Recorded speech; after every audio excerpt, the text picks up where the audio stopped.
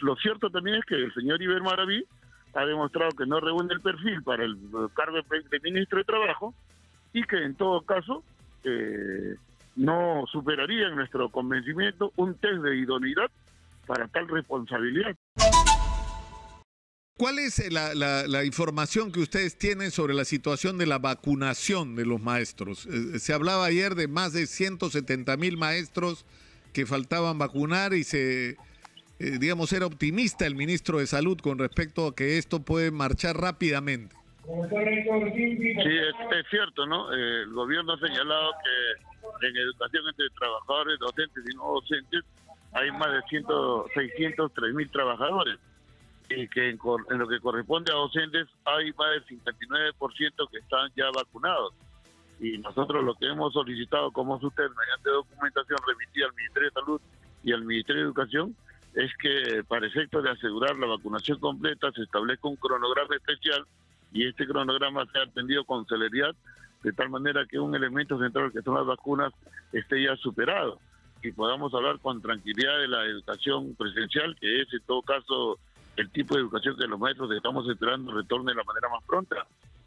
Ahora, el problema, Lucio, es que la presencialidad no solamente debería tener como condición de que los maestros y todos los trabajadores, todas las personas, digamos, mayores de edad que estén aptas para vacunarse hayan recibido las 2 dosis, sino en las condiciones sanitarias y mínimas, ¿no?, para cumplir los protocolos en los colegios. Mira, Nicolás, nosotros hemos sido de tiempo atrás enfáticos en el sentido siguiente. Nosotros requerimos de una infraestructura sanitaria básica, ni siquiera la idónea, básica, de tal manera que el aspecto sanitario sea fundamental y permita confrontar con cierta tranquilidad el tema de la pandemia. Aquí hay una gran desatención del Estado y una gran mirada y atención prioritaria que el Estado debe desarrollar. El otro elemento ante la presencialidad es la modalidad de semipresencialidad, y eso significa trabajo con la virtualidad. Y en el trabajo de virtualidad requerimos los trabajadores y alumnos de herramientas tecnológicas idóneas y adecuadas. Y ahí también el Estado ha sido desatento y el empeño que ha puesto ha sido absolutamente reducido, en donde el universo de los trabajadores y estudiantes está prácticamente no considerado. Y las vacunas son un elemento importante. Y en ese sentido saludamos pues que el proceso y la exigencia sindical en el sentido de cronograma, de aceleración de este proceso, haya sido atendido. Entonces, aquí también hay un elemento adicional que tiene que ver con la presencialidad. Nosotros desde siempre hemos exigido que esos principios establecidos se respeten. ¿Y cuáles son los principios? Uno, primero, el tema del lugar seguro. Cualquier institución que pretenda retornar a la semipresencialidad o presencialidad tiene que garantizar en primer lugar que el lugar en el que se va a desarrollar el trabajo tenga todas las condiciones de bioseguridad aseguradas. Segundo, el tema de la gradualidad que implica el ir de menos a más, en el sentido de que si las cosas van bien podemos ir de la semipresencialidad a la presencialidad. Y lo otro que tiene que ver con la flexibilidad. Podemos hoy día empezar la semipresencialidad, pero si hay condiciones que denoten contagios, dificultades, hacer lo que en otros países se han hecho. Se ha hecho retroceder y por tanto volver a la virtualidad. Y el último principio que es fundamental, Nicolás, que es el tema de el aspecto voluntario, que significa concierto de voluntades de todos los integrantes de la comunidad educativa, en el sentido de que hay voluntad y hay condiciones que aseguren que la vida no esté en riesgo y que el proceso educativo se pueda cambiar. Y aquí queremos enfatizar, porque escuchamos que de parte del Ministerio y de autoridades señalan tantos colegios ya están habilitados. Eso no es nuevo, porque el Ministerio de Salud habilita casi un montón de colegios casi todos los días. El tema es el aspecto voluntario, y aquí los docentes del país, en su absoluta mayoría, no están siendo consultados, y las autoridades están desarrollando información en el sentido de que ya está, ya vamos a comenzar, ya se va a iniciar, y un actor central en este proceso no ha sido convocado, no ha sido comunicado, no ha sido consultado, y eso tiene que cambiar definitivamente. ¿A qué te refieres, Lucio? ¿A que ustedes no han sido, o sea, ustedes no tienen un diálogo con el ministro Cadillo? Nosotros tenemos un diálogo y nosotros al contrario valoramos la predisposición del ministro Cadillo para conversar, pero este tema, por ejemplo, de la presencialidad, repito, requiere la implementación de un principio sustantivo que es el aspecto voluntario. Docentes, directivos, padres de familia, alumnos, todos conciertan y están de acuerdo en que las cosas comiencen. La semipresencialidad o presencialidad se concrete, pero docentes no estamos siendo consultados. Está simplemente teniendo en cuenta la habilitación del Ministerio de Salud, la decisión de la autoridad administrativa en educación y listo, y al docente se le dice, tienes que comenzar. Claro, acá me preguntan, Lucio, cuando se habla de, porque se ha establecido, digamos, requisitos, ¿no? Que estén vacunados, ¿no es cierto?, todos los profesores y el personal que trabaja en los colegios.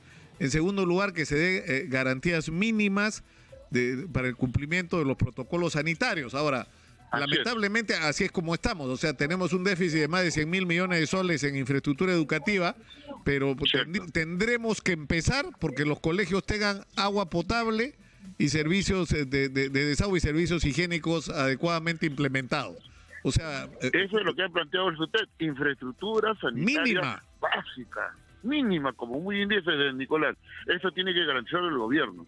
Y repito, insisto, enfatizo, el tema voluntario, el concierto de voluntades, no puede haber presión. Ya, pero ¿qué significa eso de voluntario? ¿Que quién decide que la voluntad? ¿Quién va a ser del colegio? En la comunidad educativa están los maestros, están los directivos, están los padres de familia, están los alumnos.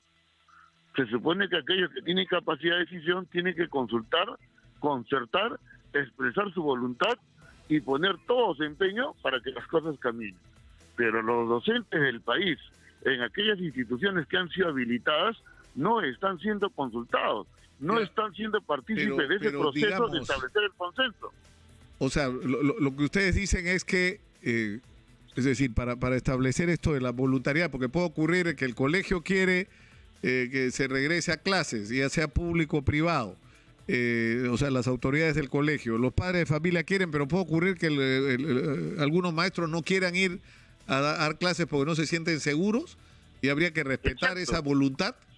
Exacto, ahí se establecerán criterios y se determinará lo más conveniente, pero ese proceso de consulta se debe efectuar y eso es lo que no está sucediendo, Nicolás.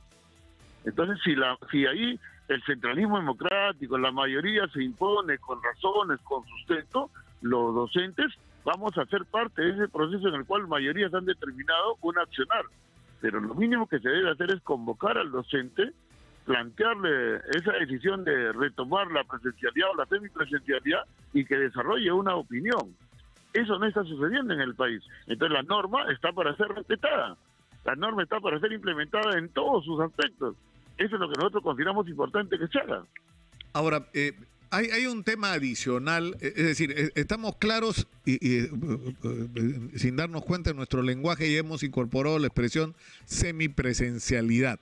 Es decir, somos conscientes de que por el distanciamiento y por las condiciones de la pandemia, lo que vamos a tener que hacer es una combinación entre presencia en la escuela y educación a distancia a través de estos sistemas digitales. Pero para esto hay que resolver esta enorme brecha que hay. La información que ha estado circulando en los últimos días, proporcionada por el propio Ministerio de Educación, es tremenda. Es decir, la cantidad de chicos que han sido excluidos prácticamente de la educación durante todo este tiempo de la pandemia porque no tienen o las herramientas, e incluso si tienen las herramientas tipo el celular, la tablet o la laptop, no tienen conectividad. Entonces, si no se resuelve o sea, eso va más allá del sistema educativo, ¿no es cierto? O sea, no basta, por lo tanto, cosa que hay que hacer, darle a los chicos tablets y a los maestros laptops. Hay que darles... Aquí hay una cadena de aspectos que hay que atender y todos interrelacionados, Nicolás. Uno es infraestructura sanitaria básica. Dos, herramientas tecnológicas. Siempre decimos, el equipamiento de las instituciones educativas públicas corresponde a la segunda o tercera revolución industrial. Estamos en la cuarta en el mundo. En otras palabras, los equipos técnicos con que cuenta el Ministerio de Educación o las instituciones educativas son equipos en su mayoría desfasados. Y la virtualidad requiere de tecnología que esté a tono con los avances científicos y tecnológicos. Por eso es que la herramienta tecnológica, tablet para docentes, laptop para alumnos, constituye un elemento también central. y por supuesto las vacunas, y por supuesto el tema del concierto de voluntades para todos empezar lo que todos queremos empezar, la presencialidad o semipresencialidad. Lucio, y la discusión sobre el contenido de la educación, un amigo me decía el día de ayer si yo alguna vez en mi vida había utilizado la raíz cuadrada para algo. Entonces me lo decía como ejemplo de la cantidad de cosas que aprendemos en el colegio que en realidad no nos sirven para nada, y de las carencias que tiene nuestra currícula, el contenido de nuestra educación en relación a armarnos para la realidad que tenemos que enfrentar, para un mundo que está en permanente renovación, en renovación tecnológica y donde en realidad lo que hay que enseñar a los chicos es a pensar, a reflexionar, a ser críticos, a tomar decisiones, es decir, a prepararlos, como me decía esta persona, a aprender, que lo que tienen que aprender en el colegio es a aprender, ¿no es cierto?, de todo lo nuevo que aparezca en el mundo. O sea, pero digamos, esto puede parecer muy genérico, pero hay que producir un cambio en el contenido de nuestra educación. Nosotros hemos señalado, uno, de que conforme las cosas están desarrolladas y conforme van a seguir desarrollándose, requerimos ahora de un modelo híbrido en el cual el tema virtual esté presente también, y por supuesto la educación presencial. Requerimos de contenidos que tengan en cuenta competencias, capacidades que el alumno necesite y que estén en función de su realidad y en función de sus necesidades. Hoy ya no es un tema de cantidad, es un tema de calidad, de aquello que realmente le resulte útil, beneficioso, aplicable al alumno. Entonces, definitivamente la pandemia nos ha generado necesidad de reformular forma de comprender la educación y comprender el proceso mismo. Y en ese sentido consideramos que el diálogo y la conversación con el Ministerio para efecto de que a través de ustedes se hagan llegar propuestas alternativas con relación a los modelos híbridos y con relación a los contenidos, se tenga que seguir dando. Entonces, y aquí también hay un elemento central, Nicolás, que es clave. El gobierno ha planteado la declaración en emergencia de la educación. El gobierno ha planteado como tema central la atención por la formación inicial y docente de los alumnos. El gobierno ha planteado el tema de la infraestructura, pero el gobierno al momento de plantear el presupuesto para el año 2022 no está respetando lo que la Constitución dice ahora, 6% del PBI, y no más del 4,2% se está destinando. O sea, nosotros los maestros estamos muy preocupados, los auxiliares de educación muy preocupados, porque hemos apostado porque haya una mirada diferente a la neoliberal que ha postergado, que ha desatendido la educación, y estamos observando que hemos cambiado para no cambiar, y pedimos nosotros al Ministerio de Educación, y sobre todo ahora, porque el proyecto de presupuesto para el año 2022 está en el Congreso de la República, que el Congreso de la República le dé esa mirada distinta a la educación, viéndola con ojos de prioridad, con ojos de centralidad, porque la educación es un tema que compromete a la sociedad, y las grandes naciones desarrolladas en el mundo han tenido como sustento y soporte para este desarrollo la educación. Y si las cosas no se van a ver así, estamos mal. Lucio, se ha hecho una lista de 16 colegios, 17 colegios donde se va a iniciar las clases presenciales. Entiendo que la mayor parte, si no todos, son colegios privados, o hay colegios públicos en esta lista. En la lista que ha publicado el Ministerio había un colegio inicial ubicado en Miraflores y el resto eran colegios públicos. Entonces nosotros, como privados, te digo, Nicolás, colegios privados. No, colegios privados, y hay un colegio público, un colegio inicial en Miraflores. De acuerdo. Que está en la lista de inicio de las clases semipresenciales. Nosotros, repito, lo que único que queremos es que se tenga en cuenta la normatividad y se respete.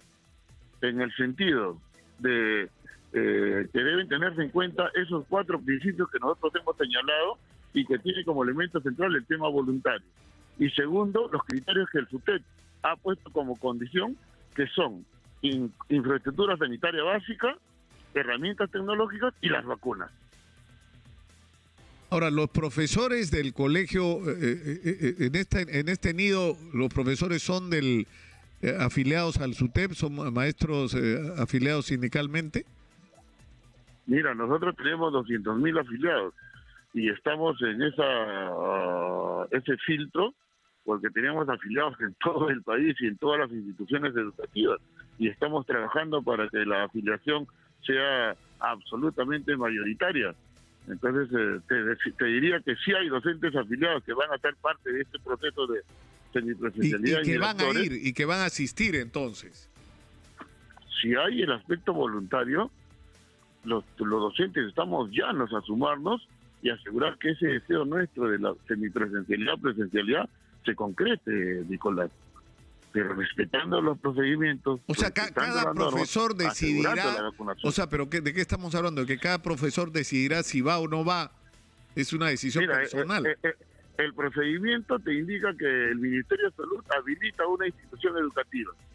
Y una vez que está la habilitación, el Ministerio de Educación, a través de órganos desconcentrados, lo que hace es ver las condiciones para que en ese colegio que tiene habilitación se genere la posibilidad de la semipresencialidad. Y ahí entran los criterios que nosotros hemos planteado y exigido en el Ministerio.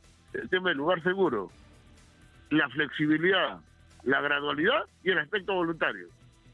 Y lo que estamos exigiendo es que ese aspecto voluntario, en el que tiene que ver el docente y la comunidad educativa, la concertación de voluntades, se respete. Porque estamos viendo que en muchos lugares del país ese aspecto de voluntariedad no se respetó. Y eso ha generado, y no lo puede negar el Ministerio de Educación, que en muchos lugares se haya generado el contagio, se haya puesto en peligro la vida de la gente y se haya tenido que hacer uso de esa flexibilidad, iniciar y luego retroceder, como ha sido en mucha parte de Latinoamérica. Una pregunta en un minuto, por favor, Lucio. Te pido que en un minuto me la respondas. Iber Maraví, ¿tú crees que sea del Movadef? Sí.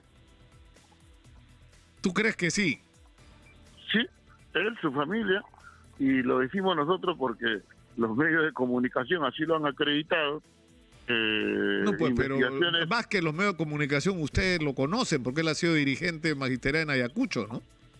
Exacto, pero ahí hay medios de comunicación que han sacado reportajes que generan pues indicios absolutamente razonables de que ese vínculo existe, pero el señor Iber Maraví, como Pedro, está negando más de 3 veces a Jesucristo, y en todo caso también lo ubica como alguien que no es consecuente con sus ideas. Aquel que asume una posición política debe ser firme en la posición política que tiene, y más todavía cuando ha abandonado métodos de desarrollar cambios en la sociedad y ahora ha asumido la lucha política como su elemento central. Lo cierto también es que el señor Iber Maraví ha demostrado que no reúne el perfil para el cargo de ministro de Trabajo y que en todo caso no superaría en nuestro convencimiento un test de idoneidad para tal responsabilidad. Lo que ha hecho además en el terreno ya político sindical es hacer algo que los trabajadores detestamos, dividir las organizaciones sociales. ¿Te refieres al reconocimiento del FENATE como por supuesto, como o sea, otro sindicato magisterial? Aquí no hay un tema, Nicolás, de afectación de la libertad sindical, que es un principio constitucional. Aquí hay un tema de que manifiesto conflicto de intereses, aprovechamiento del poder para inscribir mi federación, mi organización que busca dividir a los trabajadores. Claro, o sea, lo que tú dices es el ministro de Trabajo, dices tú, ha registrado el sindicato del que él es parte. Pero en fin. Él es el responsable de la cartera, Nicolás. Tú eres un hombre con experiencia, la ingenuidad no es parte de tu naturaleza. Él ha sido uno de los promotores de la Constitución. Yo solo te pregunto, Lucio,